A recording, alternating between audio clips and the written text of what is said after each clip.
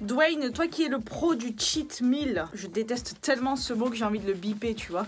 J'ai décidé aujourd'hui de te parler du post, pas cheat meal parce que j'ai horreur de ce mot, mais du post écart alimentaire, jour de fête, Pâques, galette des rois, etc., etc. Et je vais prendre mon exemple et je vais te montrer comment j'ai perdu 2 kilos en 2 jours, que je suis passée de ça à ça, quelle méthode j'ai appliquée, comment ça s'est passé pour moi, est-ce que je l'ai plutôt bien vécu ou pas. En tout cas, si tu me vois ici, c'est que je suis toujours vivante. Et cette phrase était complètement bidon, elle ne servait à rien.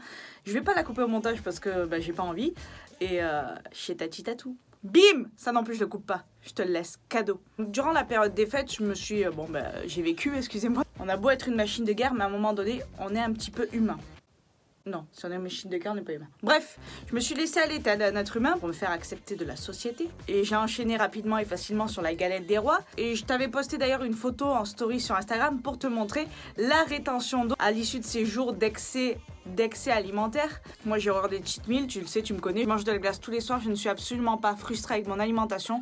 Je n'ai pas besoin de faire un écart. Si on a besoin de tricher, c'est qu'à un moment donné, notre alimentation ne nous convient pas. Et il faut revoir un petit peu les choses. À l'issue de ces jours d'excès, j'ai décidé de me peser, ce qui est une très mauvaise idée que je te déconseille de faire. Mais ayant le recul et l'expérience, entre guillemets, je savais que je n'allais pas afficher des kilos en moins et que j'allais afficher au minimum 2 kilos en plus. Pourquoi ? De la rétention d'eau, ma gueule. Je le voyais dans le miroir, je faisais plein de flotte. Il est impossible de prendre 2 kilos de gras en quelques jours.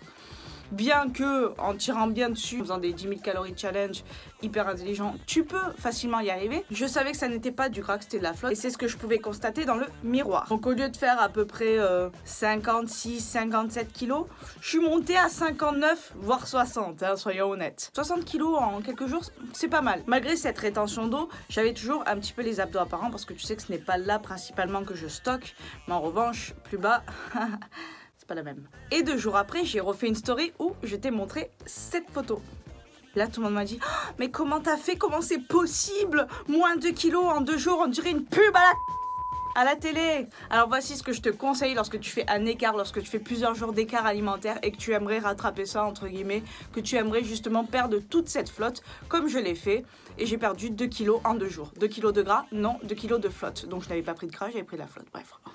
Tu ne prends pas de gras parce que tu as mangé comme un âne pendant 2 jours, ok? Alors tout d'abord, numéro 1, ne surtout pas culpabiliser. J'avais fait une vidéo justement sur le prix de la culpabilité pendant un écart alimentaire. C'est-à-dire que cet excès en soi n'aura pas posé problème, mais le fait de culpabiliser, donc d'augmenter ton stress, va favoriser le stockage du gras.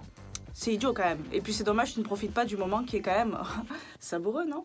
Ce que tu ne dois surtout pas faire en deuxième conseil, c'est jeûner le lendemain. Ouais, je fais du jeûne parce que hier j'ai abusé quoi.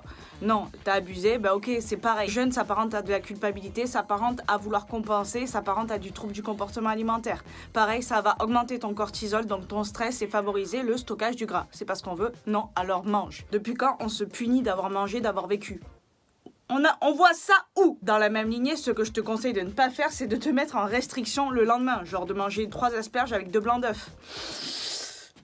Tu vois ça? C'est ta courbe de stress. Thomas Pesquet, l'astronaute. Direct. Bim! Le 4e conseil, pareil, pas de compensation sportive. Ne fais pas du sport parce que tu as fait un excès alimentaire. Si en revanche ta séance de sport était prévue dans ton programme, vas-y. Mais ne va pas commencer à faire du cardio bullshit à jeun. Je n'ai rien contre le cardio, je le répète, mais ça devient malsain de pratiquer du cardio pour compenser une alimentation ou avec pour simple but de dépenser des calories. Ce sont principalement des choses qui vont augmenter ton stress, augmenter ta culpabilité et ta santé mentale. Ça veut dire que si tu fais ce genre de choses, c'est parce que tu culpabilises avant tout. Tu essayes de compenser d'avoir vécu, compenser d'avoir profité d'un moment. Ça, ma gueule, si ce n'est pas déjà le cas, ça va se transformer en trouble du comportement alimentaire. Je te le déconseille, on bannit ça, on profite pleinement du moment. Alors du coup, voilà ce que je te conseille de faire et voilà comment moi je fonctionne après ce genre d'excès. Reprendre ton alimentation habituelle, à condition que tu aies quand même une alimentation saine et équilibrée de base. Pour ma part, c'est ce que j'ai fait, j'ai repris mon alimentation habituelle, mon petit-déj normal, mon déjeuner, mon dîner et mon pré-dodo avec de la glace, sans problème. C'est pas parce que j'avais abusé les jours précédents. Crois-moi, la glace, elle était la bienvenue le soir avant d'aller se coucher. Ne te lance pas dans une détox parce que ton corps est parfaitement équipé pour le faire tout seul. Surtout si tu as déjà un mode de vie sain et équilibré. Ton corps va s'occuper de tout ça. C'est pour cela aussi que tu dois lui apporter de l'énergie. Ce n'est pas en te mettant dans la restriction qu'il va pouvoir faire le taf.